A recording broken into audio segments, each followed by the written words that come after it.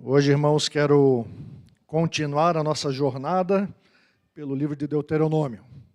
Graças a Deus, conseguimos em julho terminar o primeiro capítulo, mais algumas interações e conseguiríamos aí terminar o segundo. E aos poucos vamos cobrindo o texto bíblico e aprendendo mais a respeito desse plano soberano de Deus. Nós cantamos, nós louvamos a Deus pelo amor revelado em Cristo Jesus.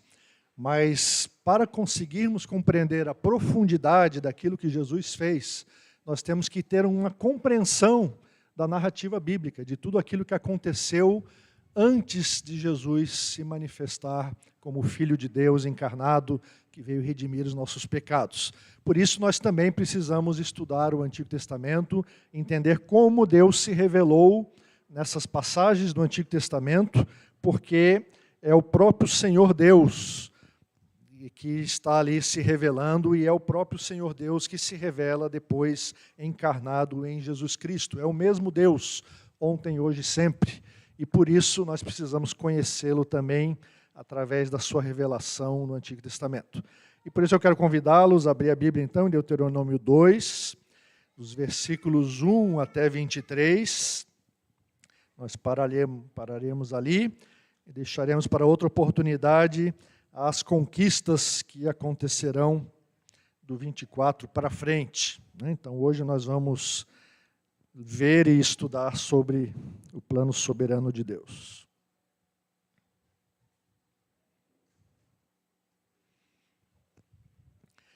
Esse texto, nós estamos aí acompanhando o livro de Deuteronômio, e apenas para aqueles que não tiveram oportunidade de ver o que nós já conversamos, rapidamente eu quero lembrar que após os 40 anos no deserto, os israelitas finalmente chegaram à borda da terra prometida.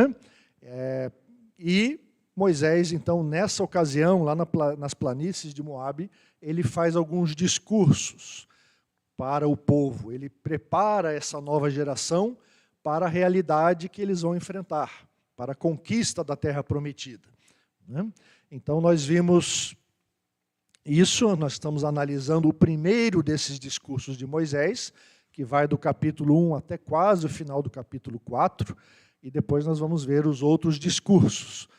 Mas então nós já estamos no primeiro discurso e analisamos uma primeira parte desse discurso, que foi a revisão que Moisés fez da história desde a saída do Monte Horebe, que é mesmo o Monte Sinai, e desde essa saída até o momento de eles adentrarem o deserto como disciplina de Deus, porque eles tinham chegado, como vocês lembram, à beira da terra prometida, lá em Cádiz, os espias foram e viram a terra, e eles se recusaram a cumprir a ordem de Deus. Eles desobedeceram frontalmente a Deus.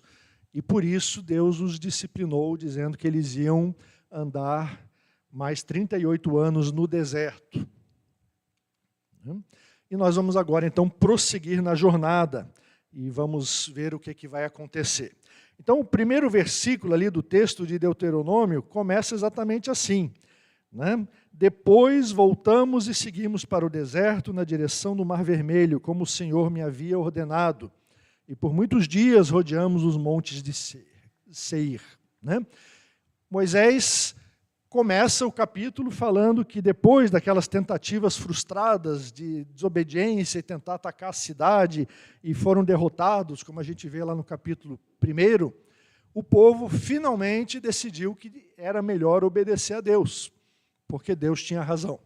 Então eles se voltam para o deserto, eles começam a entrar novamente no deserto, eles estavam na beirinha do deserto, prontos para conquistar a terra, e eles voltam para o deserto nessa submissão, dessa vez uma submissão real, não mais aquele falso arrependimento do finalzinho do capítulo 1, e eles se submetem então à disciplina de Deus.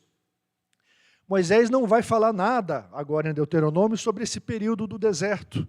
Ele pula esses 38 anos praticamente, porque lá em Número já está narrado vários desses episódios e o que aconteceu nessa jornada do deserto. Mas Moisés aqui ele resume apenas, diz, por muitos dias rodeamos os montes de Seir. Esses muitos dias são, na verdade, 38 anos. São muitos, muitos, muitos dias. É um longo tempo que eles ficaram sob disciplina, né? E daí, finalmente, Moisés diz no versículo 2, então o Senhor me falou dizendo, e no versículo 3, vocês já rodearam bastante esses montes, agora sigam para o norte. Então, finalmente, Deus dá ordem dizendo, acabou, aí está se aproximando o final da disciplina, e agora eu permito que vocês sigam para o norte. E aí, nesse mapa, você, espero consiga ver, né? É um mapa cheio aí de anotações, mas se você olhar ali um pouquinho à esquerda, né? E você tem ali o deserto de Parã, e logo acima dessa nomenclatura você encontra a cidade de Cádiz Barneia, né? Foi ali que eles se instalaram para enviar os espias, e foi ali que eles se rebelaram contra o Senhor, e então dali eles ficaram andando pelo deserto, né? E prosseguiram aí por muito tempo ali naquelas imediações do deserto, circulando, até que finalmente, né, você vê aí pela seta azul, há um movimento, né, eles saem ali de Ezion-Geber e voltam para Cádiz, e eles passam ali pelo Monte Or, né, e começam a seguir para o norte. E eles vão cruzar os territórios de Edom, de Moabe e de Amon, 3 nações que não são parte do povo de Deus, e depois eles vão chegar até Bazã, um pouco lá no norte, que já é o próximo trecho a partir do versículo 24. Mas nós vamos ver nesse trecho, de 1 a 23, essa passagem, a passagem do povo de Deus por esses 3 povos, Edom, Moabe e Amon. E você deve estar se perguntando, o que isso tem a ver com a minha vida? Né? Como é que eu vou aplicar isso na minha vida? Mas toda a palavra de Deus é útil e serve para a nossa edificação, para aprendermos muitas coisas na presença de Deus.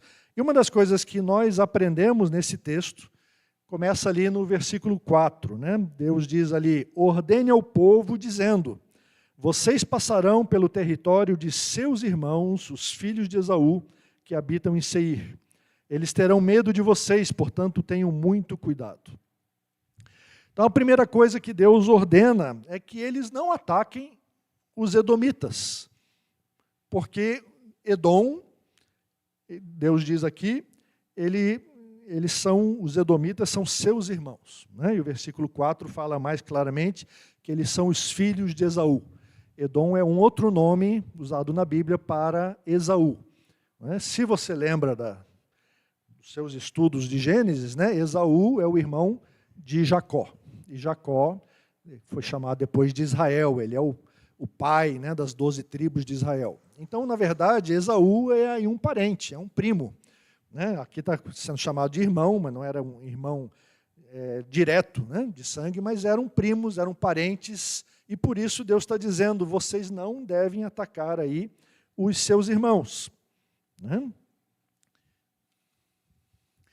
Além de serem parentes, Deus também fala um outro motivo muito importante, porque foi Ele quem lhes deu a sua terra. Né? Então, ali no versículo 5, ele diz, não entre em conflito com eles, porque da terra deles não darei a vocês nem mesmo a pisada da planta de um pé, pois a Esaú dei por herança os montes de Seir.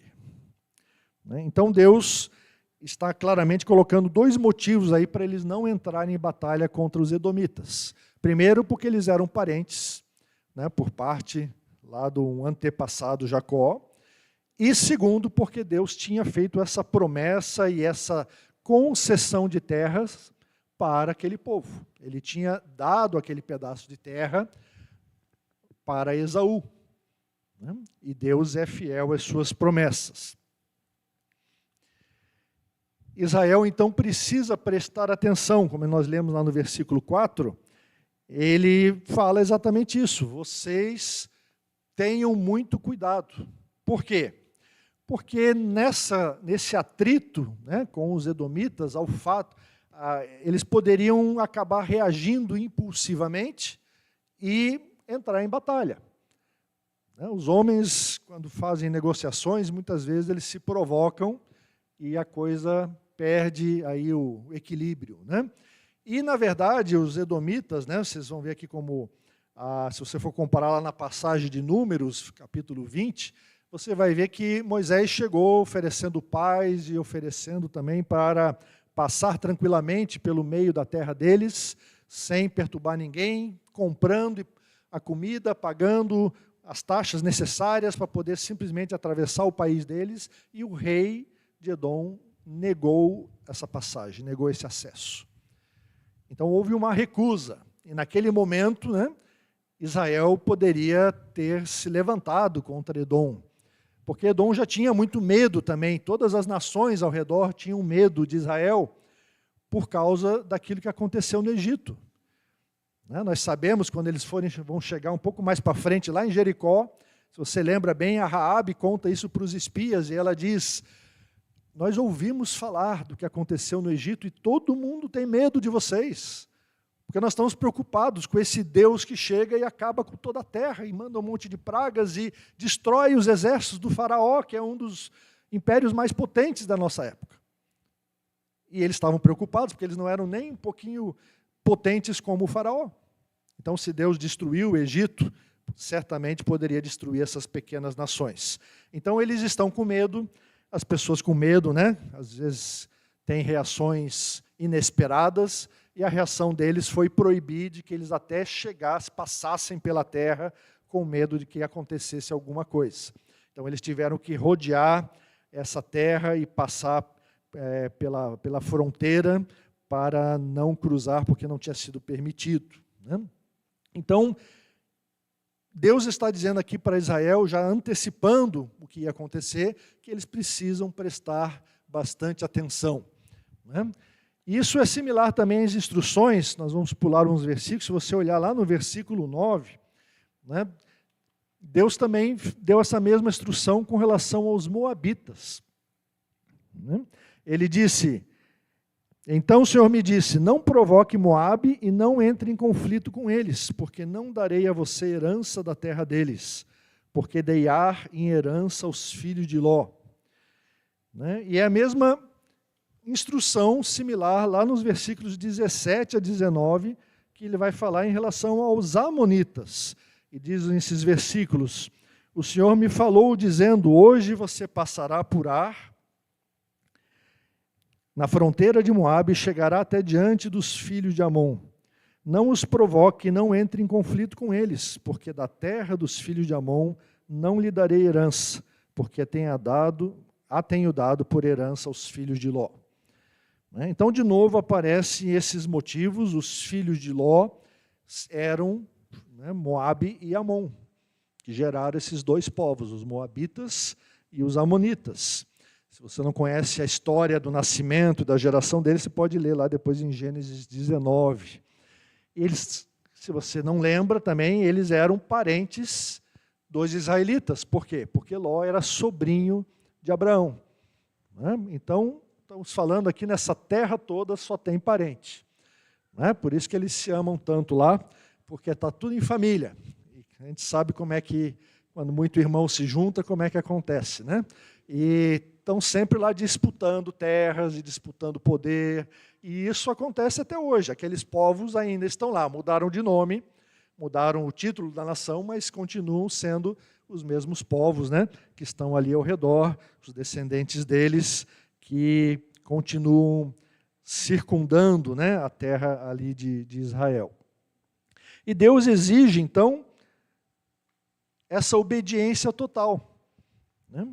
Israel precisa cuidar para obedecer totalmente as instruções de Deus. Por quê? Porque Deus está acima de Israel, Deus tem um plano maior que está se concretizando aos poucos aqui na vida de Israel, e Deus é que vai decidir quando eles devem batalhar e quando eles devem simplesmente negociar a paz. Há um plano divino muito maior em ação. Um plano que nem Moisés, nem Josué, nem o povo todo pode compreender. Eles precisam aprender a obedecer à direção que Deus dá. E eles já tinham tentado se rebelar, não ir para a terra prometida, e foram castigados, depois se rebelaram, quiseram tentar conquistar aquela cidade que Deus disse, não vão, e eles foram, e daí eles começaram a perceber, é melhor fazer as coisas do jeito de Deus. Né? Porque o nosso Deus é um Deus que exige obediência total, ele exige obediência 100%.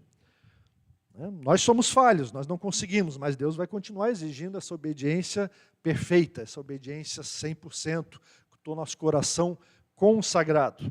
E, obviamente, essa obediência completa é um teste de fé. É um teste da nossa submissão ao Senhor. Só Jesus conseguiu obedecer perfeitamente ao Pai. Mas em Jesus, em Cristo Jesus, pelo poder do Espírito Santo, nós podemos tentar nos aproximar desse alvo impossível. Né? Jesus falou lá no Sermão do Monte, sede perfeitos, como vosso Pai é perfeito. Jesus nos deu alguns ideais impossíveis, né? Mas que são impossíveis para nós. E nós sabemos que enquanto estivermos presos a essa natureza pecaminosa, nós não vamos atingir essa perfeição. Mas um dia seremos transformados e glorificados e poderemos sim ser perfeitos na presença do Pai. Né? Mas nós temos que nos esforçar, nós temos que batalhar para alcançar essa obediência total que Deus está pedindo, tanto aqui dos israelitas, quanto também de nós hoje, que continuamos seguindo dentro desse plano soberano de Deus, né, que cumpriu essas etapas lá com os israelitas, mas que continua tendo outras etapas na vida da igreja hoje. Então eu já queria apresentar para vocês algumas aplicações desse primeiro ponto. Né? Você presta atenção nas ordens de Deus? As ordens que você recebeu, você tenta cumpri-las corretamente?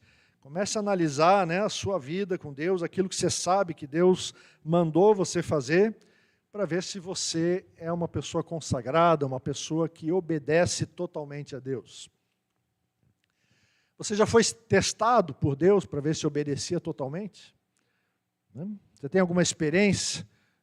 Compartilhe, né, com os irmãos, com a igreja, pode procurar os outros irmãos, né? Compartilhe quando estiverem juntos nos pequenos grupos, como é que foi as suas experiências de fé, a sua vida com Deus, né? Você foi testado, Deus queria ver se você, né, como Abraão lá, se você ia levantar a faca para matar o Isaac. Abraão foi testado radicalmente, e muitos outros personagens bíblicos foram testados radicalmente. E Deus continua fazendo isso conosco hoje. Ele nos apresenta desafios para testar o nosso coração. Não porque Ele não sabe qual é o nosso coração, mas porque Ele quer que nós conheçamos o nosso coração e aprimoremos a nossa consagração a Ele. Então Deus exige essa obediência total. Né? Como igreja, nós conhecemos esse plano divino atual e o seguimos à risca. Nós somos obedientes, nós conhecemos a missão de Deus, nós sabemos o que Ele quer e qual é o plano específico para a igreja presbiteriana na Trindade. Né?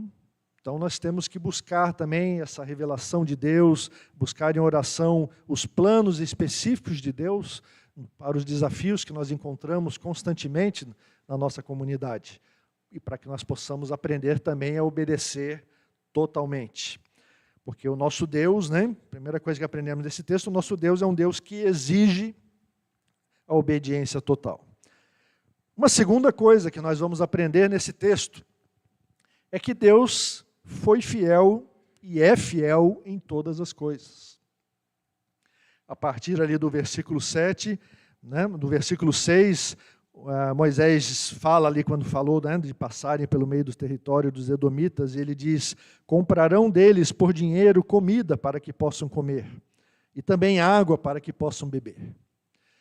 Então, agora a situação começa a mudar, porque enquanto estavam no deserto, Deus havia provido o maná para eles diariamente, né? E eles tinham então a abundância da provisão de Deus, eles só precisavam esforçar-se, né, um pouquinho para colher o maná na porção correta e preparar e comer. Deus dava todas as coisas. Mas agora Deus está mudando, perceba que o plano de Deus vai se adaptando às novas circunstâncias e Deus vai nos fazendo crescer com essas novas circunstâncias. E nesse momento, Deus está dizendo, agora vocês vão comprar a comida. Vocês vão negociar com esses povos e vocês vão, então, comprar a água e os mantimentos. É uma nova situação, uma nova realidade. E Deus proveu os recursos para que eles pudessem comprar, nesse momento, os mantimentos que precisavam. Então, diante das ordens recebidas, Moisés vai argumentar, nesse próximo versículo, que os israelitas devem continuar a confiar na provisão divina. A situação mudou, não vai ter mais o maná, mas Deus continua sendo o Senhor fiel, e para isso Moisés usa 3 pontos na sua argumentação ali no versículo 7, que nós vamos ler. Então, primeiramente ele diz ali: pois o Senhor seu Deus os abençoou em tudo que vocês fizeram. Então, em primeiro lugar, Moisés está dizendo que Deus abençoou tudo o que o povo fez no deserto. É uma frase forte, é uma frase, que abrangente, mas Moisés está dizendo que nesse tempo todo que eles estiveram na disciplina do deserto, Deus abençoou o cuidado que eles fizeram, as atividades que fizeram, e continuou abençoando para que eles agora pudessem também colher os frutos daquela jornada, dos rebanhos criados, dos filhos criados, e Deus foi abençoando cada uma das coisas que eles fizeram. Então Deus é fiel, Deus abençoa. E depois ele comenta também, seguindo o versículo, ele diz: ele sabe que vocês estão andando por este grande deserto. Deus acompanhou de perto, ele sabe, ele conhece, e esse sabe e conhece, quando se fala a respeito de Deus, que ele sabe algo, está se falando especificamente, está chamando a atenção de que Deus está cuidando. Porque é óbvio que Deus sabe de todas as coisas, o nosso Senhor é onisciente, mas quando a Bíblia expressa que Deus sabe de algo, ou vem a conhecer, ou vem a saber de algo, está chamando a atenção para o fato de que Deus está especificamente agora tratando daquele assunto. E nesse caso, está dizendo assim que Deus conhece o caminho de vocês, Ele cuidou desse caminho, Ele sabe que vocês estão andando por esse grande deserto. Porque o Senhor andou no deserto com eles. Foi o Senhor que mostrou o caminho, foi o Senhor que os acompanhou e proveu o sustento. Em outro texto, Paulo até fala da rocha que ia diante deles. E essa rocha é certamente aí uma referência ao próprio Cristo Jesus. E essa rocha os guiava no deserto. Mas não é o assunto para entrarmos hoje, mas certamente Deus estava presente andando com o seu povo.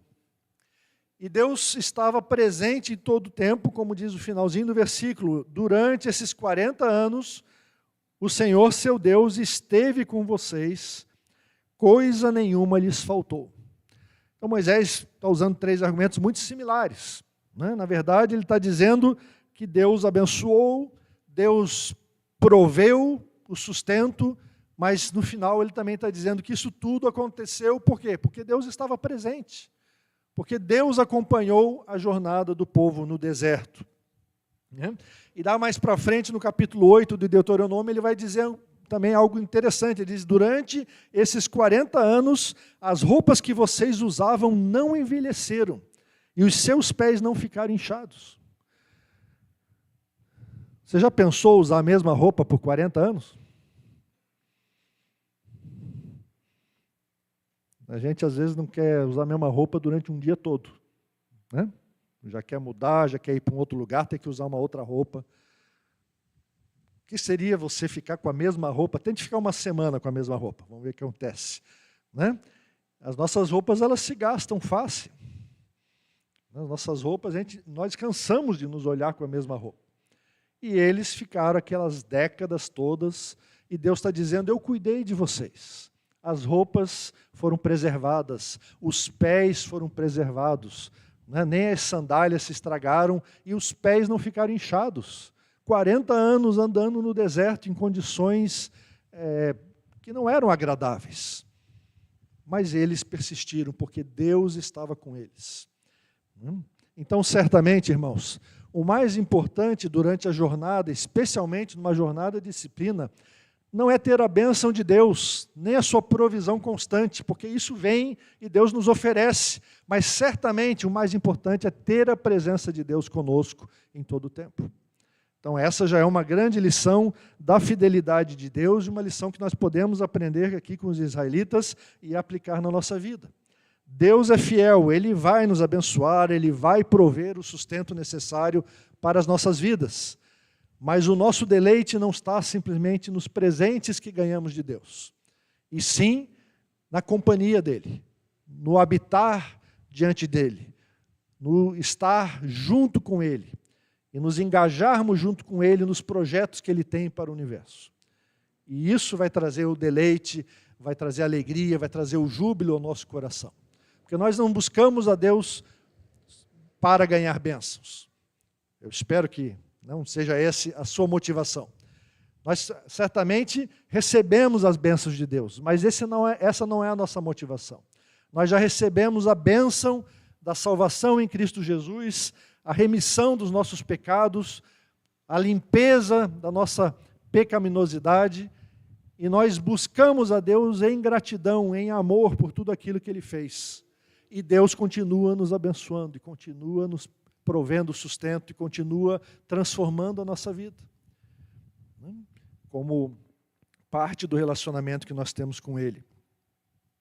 Mas a fidelidade de Deus, ela tem dois lados. E Deus não apenas é fiel na parte boa, mas Ele é fiel à sua palavra, também naquelas coisas que Ele fala que trará juízo. Então, quando nós lemos aqui os versículos 14 e 15 desse texto, vamos pular um pouquinho, depois nós voltamos para os parênteses que tem aqui no texto, e lá no 14 e 15 fala assim: o tempo que caminhamos desde Cádiz Barneia até passarmos o ribeiro de Zered, foram 38 anos, até que toda aquela geração dos homens de guerra desapareceu do meio do arraial, como o Senhor lhes havia jurado. A mão do Senhor estava contra eles, para os destruir do meio do arraial, até que todos desaparecessem. E somente depois, lá no versículo 16, ele diz: quando os homens todos de guerra haviam desaparecido do meio do povo, consumidos pela morte, então o Senhor me falou, dizendo: hoje você vai passar. Então, somente quando todos os homens de guerra, aqueles homens covardes que tinham desobedecido a Deus e não quiseram conquistar a terra prometida, e Deus tinha falado, nós já conversamos sobre isso, que eles teriam que perecer no deserto, e que os cadáveres deles pereceriam, jaziriam no deserto, ficariam lá. Deus falou isso várias vezes, e Deus cumpriu a sua palavra, porque o nosso Deus é fiel, fiel no juízo e fiel também na graça. Então Ele afirmou essas coisas com veemência, e cumpriu toda essa disciplina prometida. E nós vemos que Ele tomou uma ação deliberada.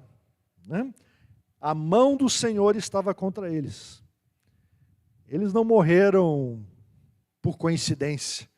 Eles não morreram porque não tinham sustento.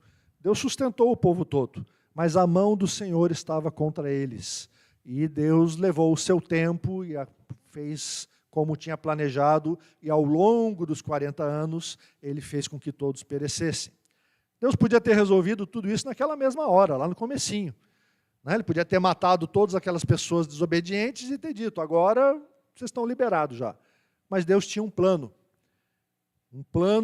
de uma disciplina de 38 anos no meio do deserto. E nós até já conversamos, até o Josué, o Caleb e o Moisés entraram nessa, mesmo não tendo errado, mesmo não tendo feito nada errado, mas Deus tinha um plano, porque através do deserto, Deus foi formando o caráter do seu povo, foi ensinando que eles precisavam obedecer totalmente, foi ensinando que Ele era fiel em todas as coisas, nas coisas boas, nas bênçãos e também na disciplina. Deus foi ensinando o povo. O deserto serve para nos ensinar muitas coisas. E ninguém gosta de deserto. Bom, talvez alguns, mas ninguém gosta de passar necessidades, ninguém gosta de enfrentar obstáculos, porque eles muitas vezes não são agradáveis, mas eles são necessários para o nosso crescimento. E várias dessas pessoas, então, redimidas por Deus, lá do Egito, pertencentes ao povo de Israel, elas não puderam colher os frutos prometidos por causa da sua desobediência. E Paulo vai falar sobre isso lá em 1 Coríntios 10, vai falar de várias situações que o povo enfrentou e que, por causa disso, Paulo também nos adverte, depois nos outros versículos, a que prestemos atenção nesses exemplos, para que nós aprendamos com aquilo que aconteceu, porque por causa da desobediência, eles morreram, muitos deles morreram. E eu quero desafiar você depois a dar uma olhada em casa nesse texto de Judas 5, porque às vezes a gente faz essa separação entre o Deus do Antigo Testamento e o Jesus bonzinho do Novo Testamento. Olhe lá em Judas, quem ele diz que fez morrer os desobedientes, na concepção aí desse autor bíblico. Então nós precisamos prestar atenção, nós precisamos entender que o Senhor realmente é fiel em tudo, na parte boa e na parte ruim. E a travessia do ribeiro de Zered, que nós lemos ali, a partir do versículo 13, nós vimos que Deus mandou atravessarem o ribeiro. E eles só puderam atravessar esse ribeiro quando todos aqueles homens de guerra covardes já tinham morrido. Então essa travessia ela foi um marco. Ali tinha acabado a disciplina, agora começava a era da conquista. Eles precisavam atravessar o ribeiro de Zered. E fica aí já até a dica, e a pergunta, se você já atravessou aí os seus ribeiros, os seus Zeredes. Então a misericórdia de Deus, ela colocou um limite. Havia uma disciplina, mas Deus disse, agora chegou o fim. Vocês já circularam bastante esses montes, como ele falou lá no começo, agora é o momento de passar adiante. Eu já trabalhei com vocês o que eu queria no período dessa disciplina, agora chegou o momento da misericórdia e de Deus dizer, agora vocês vão para frente.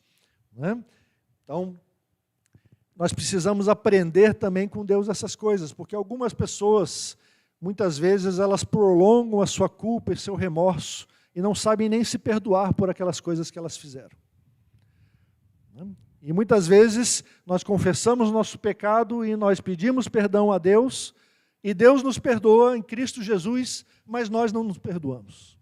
E nós continuamos amargurados e revivendo e remoendo os nossos próprios pecados, numa disciplina autoimposta, porque muitas vezes não é nem vinda do Senhor. Então a Bíblia fala que a tristeza, segundo Deus, produz o arrependimento verdadeiro. Ela nos leva ao trono de Deus em contrição. Ela não gera o remorso, ela gera um arrependimento e prosseguir na vida. Porque Deus sempre nos concede novas oportunidades de consagração, de demonstração do nosso amor, de demonstração do nosso compromisso. Então, se você está nessa situação, se você se sente devedor a Deus, se você confessou seus pecados hoje, ou durante essa semana, ou se você tem coisas no seu coração que você precisa entregar para Deus e confessar, faça isso. E se apegue à misericórdia de Deus, porque o nosso Deus é um Deus que é fiel no juízo, mas Ele é abundante na sua graça e na sua misericórdia. E Ele tem prazer em perdoar e levantar aquele que está contrito de coração, que está ajoelhado na sua presença, que pede perdão e quer se consagrar novamente ao serviço dele. Então, eu exorto você a fazer isso. E como aplicações, então, desse segundo ponto, em primeiro lugar, como é que Deus tem abençoado a sua vida? Ele abençoa você em todas as coisas? Você reconhece isso? Você agradece a Deus por esse cuidado contínuo que Ele tem pela sua vida? Como é que você percebe a presença de Deus na sua vida? Você pode dizer que Deus esteve presente com você em todos os momentos? Analise a sua vida, verifique a presença de Deus, para que você possa exaltar o nome dEle também e agradecer por isso. Esse exemplo negativo dos guerreiros serve para você como uma exortação, para você obedecer mais seriamente? Eles quiseram fazer a sua própria vontade e Deus precisou discipliná-los. Você pede perdão a Deus e também se perdoa? ou você é menos misericordioso do que o próprio Deus? Algumas vezes, nós queremos ser mais justos do que Deus. E Deus além de justo, Ele é gracioso, Ele é misericordioso, e Ele nos oferece o perdão. Um terceiro ponto que eu quero compartilhar ainda com os irmãos sobre esse texto, um ponto também importante que nós aprendemos, especialmente nos parênteses que nós pulamos, é que o Senhor é soberano sobre as nações. Israel é o povo escolhido de Deus, povo que Deus chamou e formou a partir de Abraão, e Deus formou esse povo para ser luz para as nações, para anunciar o seu evangelho da graça, de redenção para todas as nações. Israel certamente falhou nisso, mas era um povo então escolhido para uma tarefa especial. Mas o que a Bíblia nos revela, e esse é um dos textos que faz isso, é que Israel não é o único povo com quem Deus se relaciona. Pois dê uma olhada lá nesse texto de Amós 9:7, que fala que Deus também proveu um êxodo para outros povos. O profeta fala que Deus não apenas resgatou Israel, mas também alguns outros povos. E aqui nesse texto nós começamos a perceber que é o Senhor quem distribui as terras como lhe convém para cada nação. E ele fala lá, vamos ver alguns versículos do texto, no versículo 5, ele diz que a Esaú dei por herança os montes de Seir. Depois, no versículo 9, ele diz, porque dei Ar em herança aos filhos de Ló.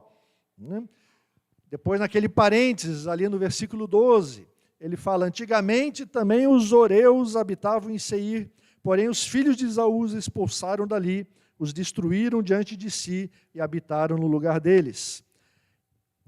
E no versículo 19, ele fala, da terra dos filhos de Amon não lhe darei herança, porque a tenho dado por herança aos filhos de Ló. E ainda, nos versículos 20 e 22, também esta é considerada a terra dos Refaíns. E pulando um pouquinho ali, o Senhor os destruiu diante dos amonitas.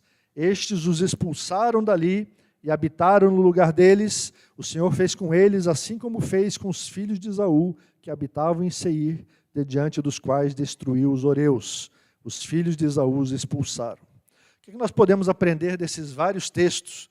Então, parece tão fora da nossa realidade, um povo conquista outro e expulsa, e por que nós estamos lendo isso? O que isso tem a ver com a nossa vida? Então, em primeiro lugar, nós podemos aprender que Javé, que é o Deus de Israel, Ele está acima dos deuses de todas as nações. Ele é o Senhor soberano que distribui as terras aos povos como bem lhe apraz. Ele é o Senhor soberano que incita e permite que um povo conquiste outro. Ele é o Senhor da história, Ele está no controle de todas as coisas. Por mais que nós não queiramos admitir, ou por mais que nós fiquemos perplexos diante das coisas que acontecem no mundo, o nosso Deus é um Deus soberano e Ele está no controle de todas as coisas. Em segundo lugar, é Ele também que permite que Israel conquiste os povos de Canaã. Como ele fala ali no finalzinho do versículo 12, que depois de falar que os filhos de Esaú tinham expulsado os horeus, ele fala que eles habitaram no lugar deles, assim como Israel fez a terra da sua herança que o Senhor lhes tinha dado.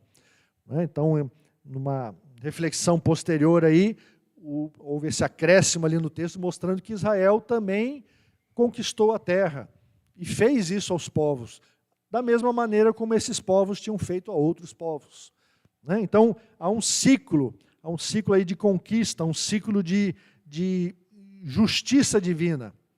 E Israel foi chamado naquele momento para ser um instrumento de justiça que ia punir os povos cananeus. Deus tinha sido gracioso, estendido o tempo, mas tinha chegado o momento do juízo para esses povos.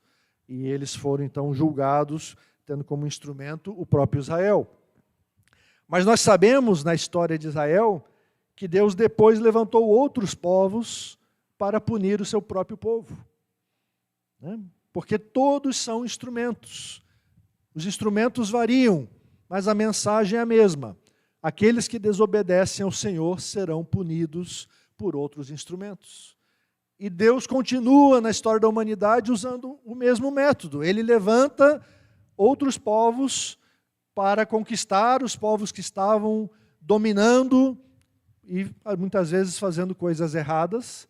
E Deus então levanta outros povos, outras nações, e a situação política do mundo muda, né? E nós achamos que o mundo sempre foi assim, e se você estudar um pouquinho de história geral, você vai perceber quantos impérios já se levantaram e já caíram, quantos povos fizeram tantas coisas, quantos líderes, e Deus está no controle de todas essas coisas.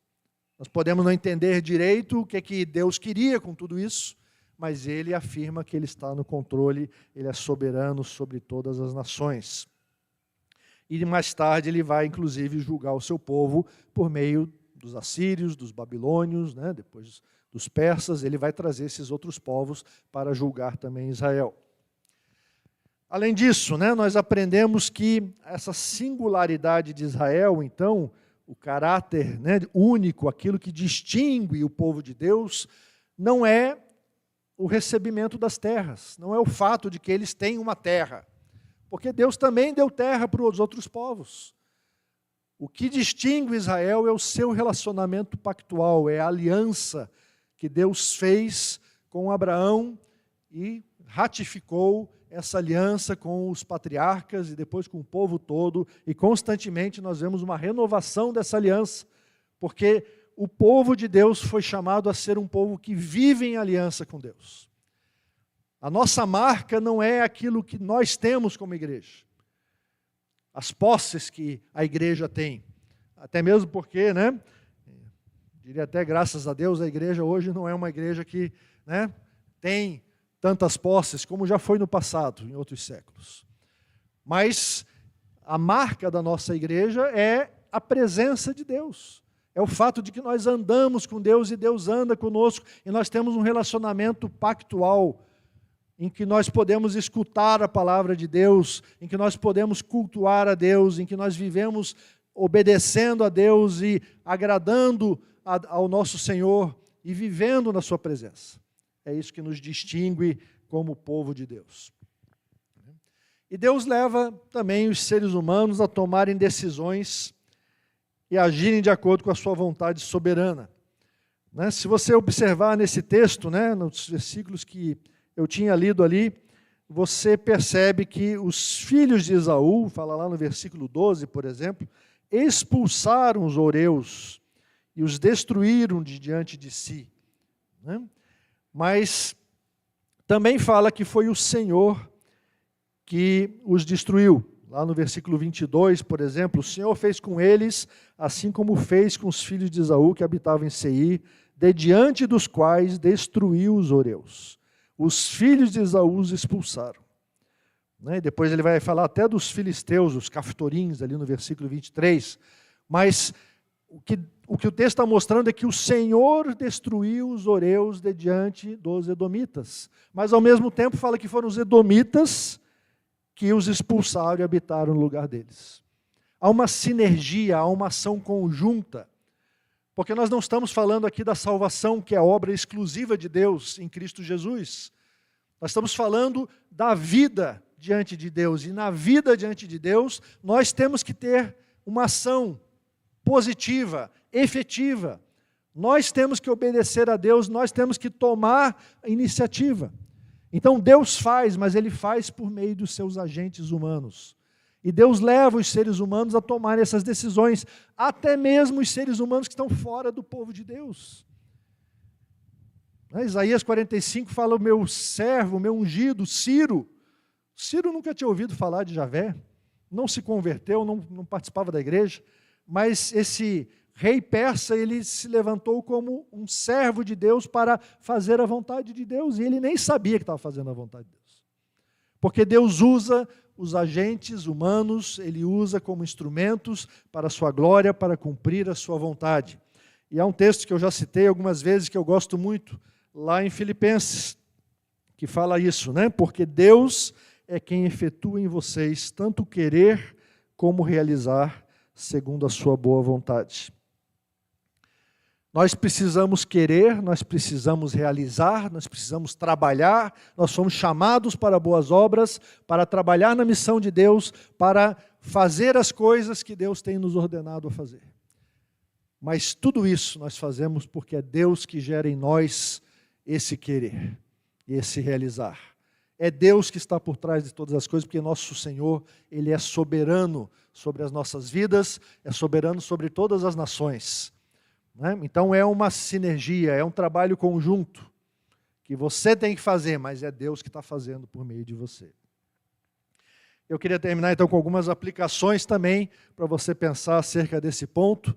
Então, primeiramente, pense na sinergia entre você e Deus, nas ações que você tem executado, naquilo que Deus tem chamado você a fazer. Em geral, como eu também sempre falo, quando você olha para frente, você ainda não vê muito claramente Deus agindo e você vai ter que tomar as decisões sozinhos. Mas quando você olha para trás, você vai ver que foi Deus que fez, foi Deus que instigou você, foi Deus que motivou, foi o Espírito Santo que tomou você e levou você por esse caminho. Porque é Deus que faz as coisas em nós. Então perceba essa sinergia, a ação de Deus na sua vida. Louve a Deus por isso, por essa soberania sobre a sua vida e sobre a soberania de Deus sobre todo o mundo. Porque Deus está no controle, apesar de que a gente olha para o mundo e a gente só vê confusão, mas Deus está no controle, Deus é soberano sobre todas as coisas.